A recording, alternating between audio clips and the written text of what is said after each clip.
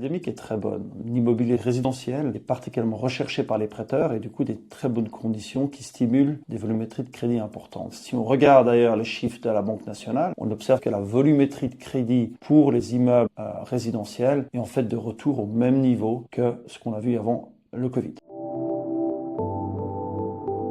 Pour les biens de rendement, la situation est malheureusement un petit peu moins bonne. On constate toujours des prêteurs qui sont plutôt sur la retenue. On voit une volumétrie de crédit qui est quand même encore en recul.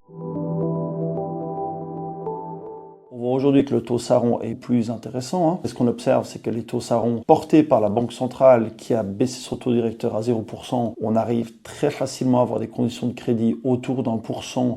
Tout compris, donc le taux Saron plus la marge de la banque, tandis que sur un taux fixe à 10 ans, on va être autour de aujourd'hui 1,57 en moyenne. Maintenant, il ne faut pas oublier, pour une résidence principale notamment, il n'est pas toujours évident de vouloir prendre le risque sur du taux variable. Il est encore souvent intéressant pour des clients de rester sur du taux fixe et sécuriser les conditions qui sont extrêmement attractives autour de 1,5%.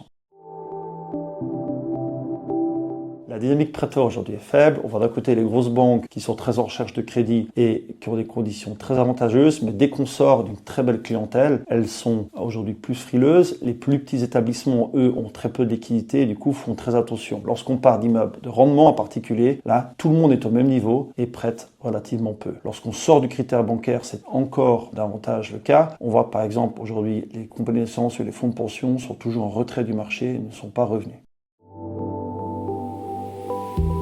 Aujourd'hui, on observe une bipolarité du marché où à la fois on a l'axe entre Genève et Zurich où le marché hypothécaire est porté par un marché immobilier très fiable, très liquide, dans lequel on peut avoir des super conditions, entre 1,2 et 1,3 sur du 10 ans. Et tous les segments périphériques, c'est-à-dire l'arc jurassien, Neuchâtel, mais également tout ce qui est Grison, Tessin, où le marché est moins liquide. Et là, par conséquent, il faut s'attendre à des conditions entre 0,3 et 0,4.